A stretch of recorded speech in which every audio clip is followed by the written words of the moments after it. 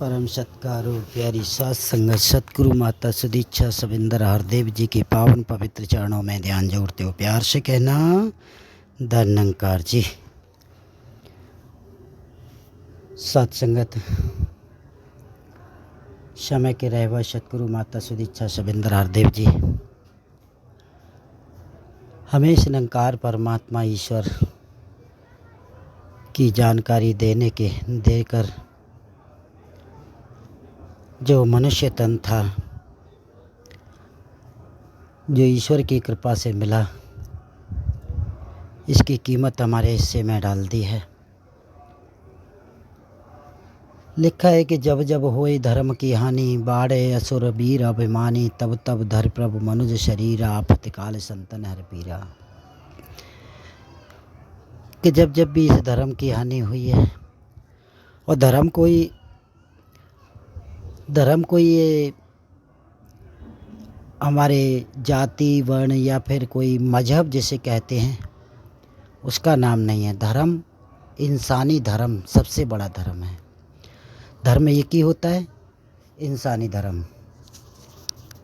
और ये इंसानी धर्म जब जब भी हमारे मनों में किसी के प्रति बैर, ईर्ष्या, नफरत,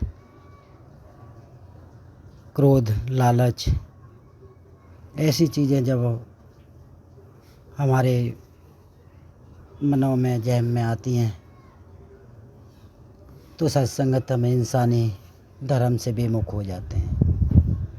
तभी ये निरंकार परमात्मा साकार रूप में प्रकट होकर हमें अपने साथ जोड़ता है और इस परमात्मा के दर्शन कराता है कि पहले दर्शन फिर हो प्रीति, फिर चाहे कोई जाप करे, कहे अवतार बिना प्रभु देखे, जाप नहीं बिरलाप करे। पहले इसके दर्शन कराता है और फिर इसके साथ जोड़ देता है। इसके साथ जोड़ देता है। जोड़ने के बाद क्या होता है कि सत्संगत किसी महात्मा ने पूछा महात्माओं से कि महापुरुषों, क्या परमात्मा को जानने के बाद इसे मानने की ज़रूरत है? तो महात्मा ने कहा कि परमात्मा को जानने के बाद इसे मानने की तो आवश्यकता ही नहीं होती। कि पहले दर्शन फिर हो प्रीति, फिर चाहे कोई जाप करे, कहे अवतार बिना प्रभु देखे, जाप नहीं बिरलाप करे। पहले दर्शन, जब आपको परमात्मा के दर्शन हो जाएं, होने के बाद तो फिर मानने की आवश्यकता नहीं होती, स्वतः ही प्रेम बढ़ना शुरू हो जाता है। जैसे बच्चों की हम शादियां करा देते हैं और शादी के बाद पत्नी अपने पति को मानने की बात नहीं, वो स्वतः ही उसके अंदर भाव उठने लग जाते हैं, प्रेम होना शुरू हो जाता है। तो मानने की बात तो बाद में है। मानने की बात तो ये है कि किसी चीज़ को ज़बरदस्ती मनाया जाए। ये भक्ति भाव से होती है। भाव नहीं, प्रेम नहीं तो भाव नहीं, और भाव है तो परमात्मा है, और भाव नहीं तो कुछ भी नहीं। सारा खेल भाव का है। ये निरंकार परमात्मा भाव का भूखा होता है। गुरु हमारे भाव का भूखा होता है। हमारी चतुराई चालाकियों से खुश नहीं होता कि छल छिद्र कपट मोहि नहीं भावे, भोले भाव भगत मोहि भावे।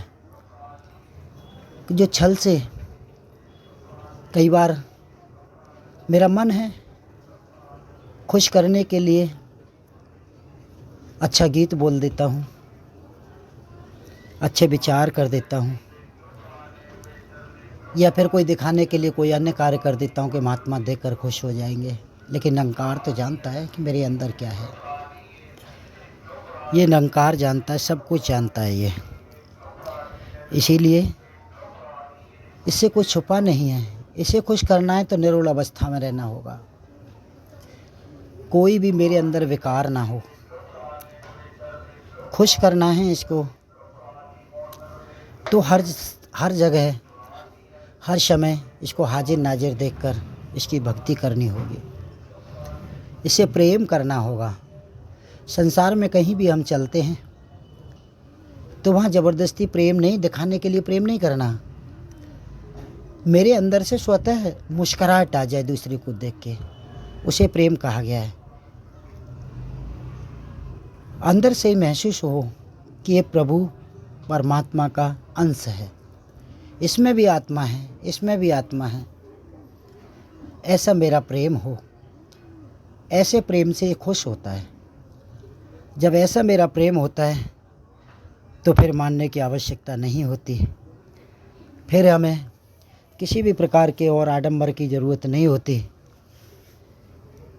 लिखा है कि राम नाम की लूट है, लूट सके तो लूट, अंतकाल पछताएगा जब प्राण जाएंगे छूट।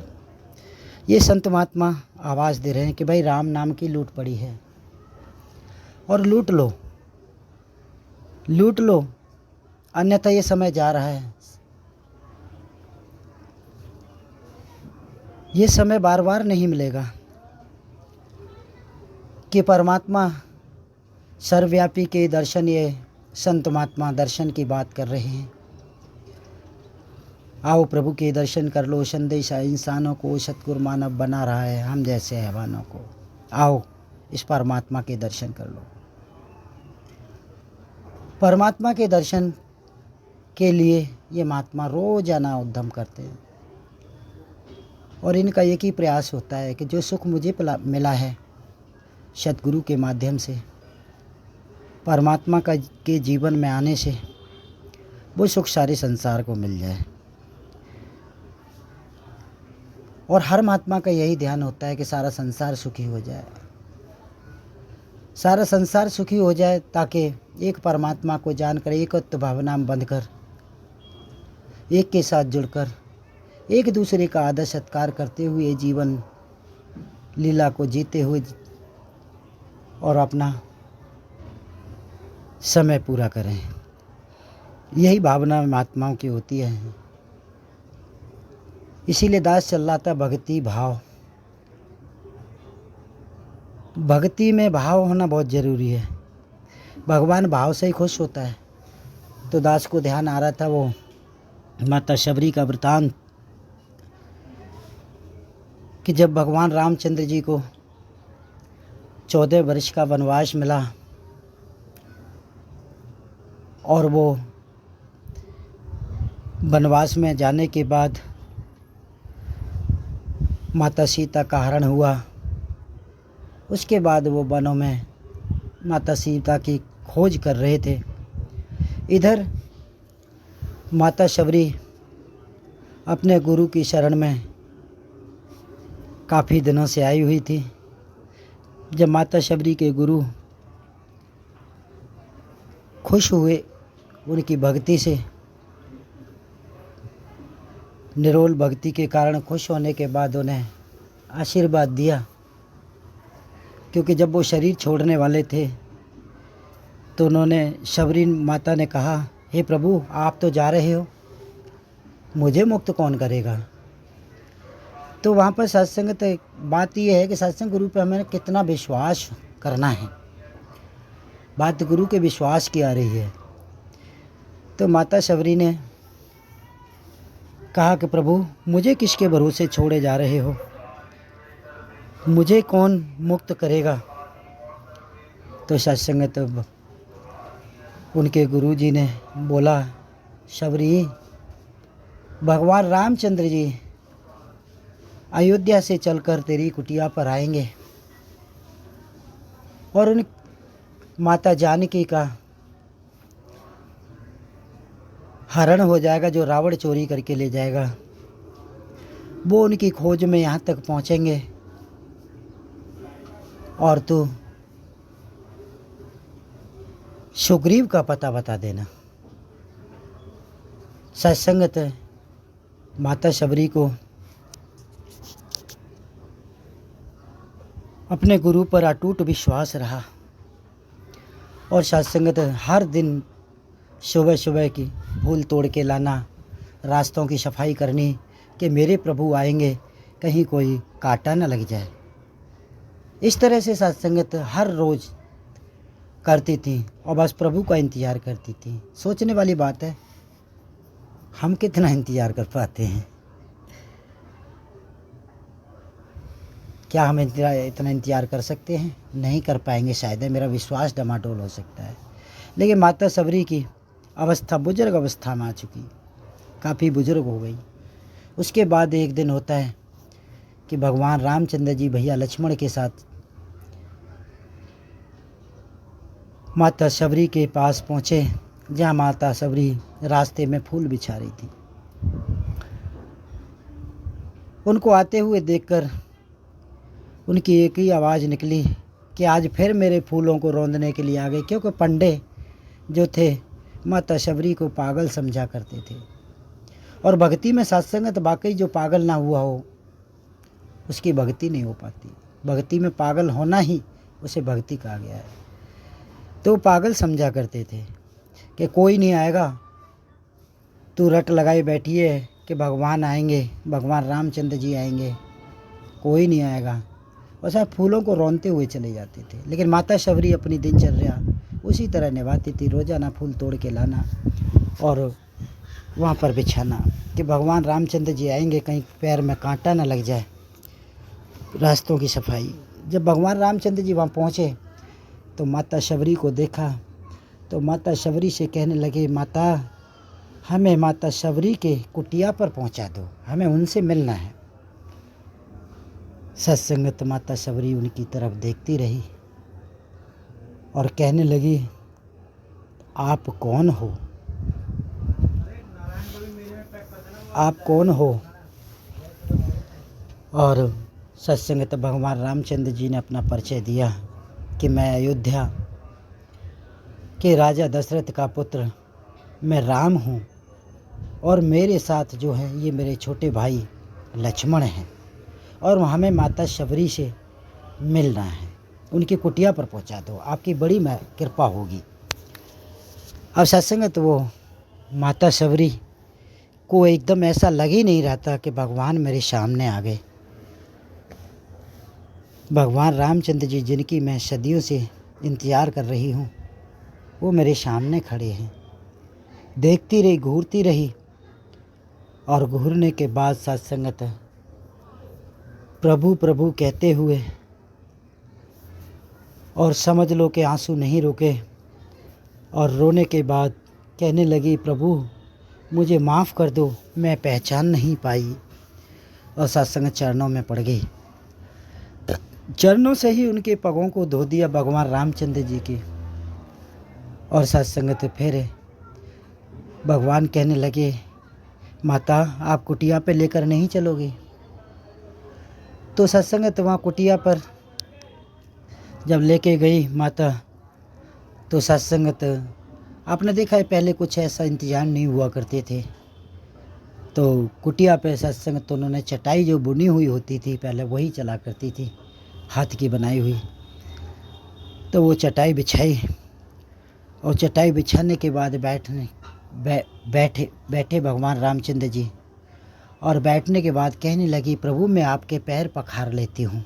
भाव था, यहाँ भाव की भक्ति है, और भाव से ही भगवान खुश होता है। जब पैर पखारने की बात हुई तो पानी लेकर आने वाली थी, तभी भगवान रामचंद्र जी ने कहा, माता अब इसकी आवश्यकता नहीं है, क्योंकि आपके जो प्रेम भरे आंसू थे उनसे ही मैं पवित्र हो गया हूँ। देखिए भगवान सबरी की जो भावना थी वो भावना को देख रहे थे कि खुश हो गए, कहने लगे मैं पवित्र हो गया हूँ आपके उन आंसुओं से ही। अब सत्संगत होता क्या है, फिर माता सबरी कहने लगी, प्रभु मैं आपके लिए कुछ खाने को लेकर आऊं। भगवान रामचंद्र जी सब ये तो सब त्रिलोकी मालिक है, सब कुछ जानता है। ये सतगुरु जो होता है वो शरीर नहीं होता है। सतगुरु देह का नाम नहीं है, सतगुरु होता ज्ञान है।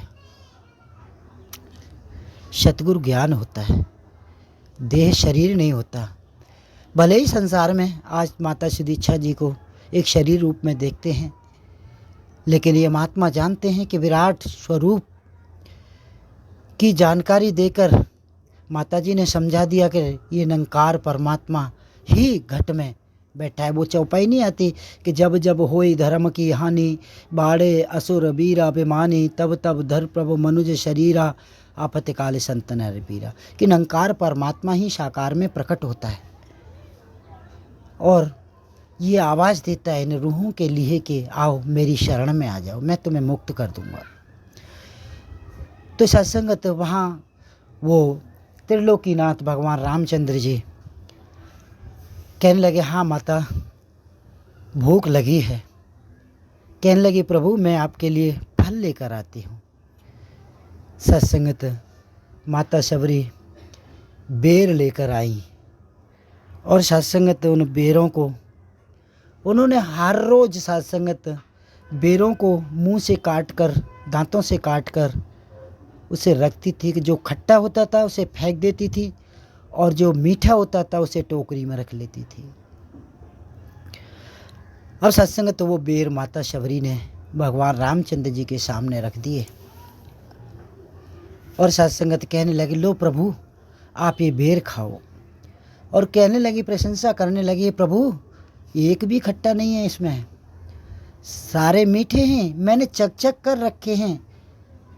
भगवान रामचंद्र जी बड़े खुश हो रहे हैं मन ही मन में। कहने लगे, माता का भाव क्या है, कोई खट्टा बेर प्रभु के मुख में ना चला जाए। भाव, क्योंकि भाव देख रहे थे वो। और सत्संगत कहने लगी, माता शबरी ने कहा, प्रभु खाओ आप ये बेर खाओ। सत्संग माता शबरी ने वो जो कटा हुआ बेर था, जो जूठा बेर था, वो सत्संगत खाया। खाने के बाद माता शबरी कहने लगी, प्रभु कैसा है।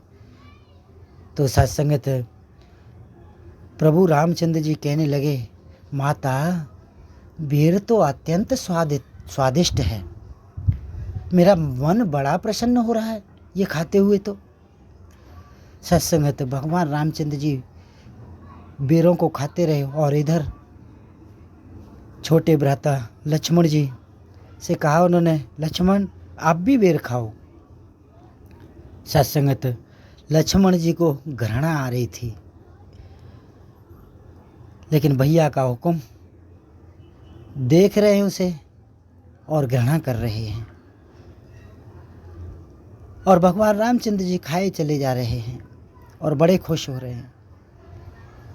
तो सत्संगत भगवान रामचंद्र जी कहने लगे बाद में, माता आपके बेर खाने के बाद मुझे ऐसा लग रहा है जैसे माता कौशल्या मेरी पंखा से हवा कर रही हो और मुझे खाना खिला रही हो। आपके जो बेर खाते हुए मुझे वो एहसास हो रहा था। सत्संगत ये परमात्मा, माता शबरी को खुद नहीं पता था कि मैं झूठे बेर दे रही हूँ। भगवान रामचंद्र जी को मैं झूठे बेर दे रही हूँ। माता शबरी को इस बात का तो बिल्कुल भी ध्यान नहीं था। माता शबरी को का तो एक ही ध्यान था कि कोई खट्टा बेर न चला जाए प्रभु के मुख में, खट्टा मुँह न हो जाए, मीठे बेर हों, स्वाद न बिगड़ जाए प्रभु का। ऐसा ध्यान था माता शबरी का।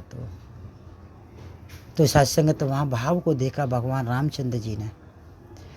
इसी प्रकार सत्संगत आज समय का रहवर सतगुरु माता सुदीक्षा शबिंदर हरदेव जी भी ये हमारे भाव को देखते हैं, ये हमारे मन को देखते हैं कि मेरा मन कैसा है। कहीं मैं कोई दिखावा तो नहीं कर रहा, कहीं किसी प्रकार का आडंबर से खुश करने की कोशिश तो नहीं कर रहा।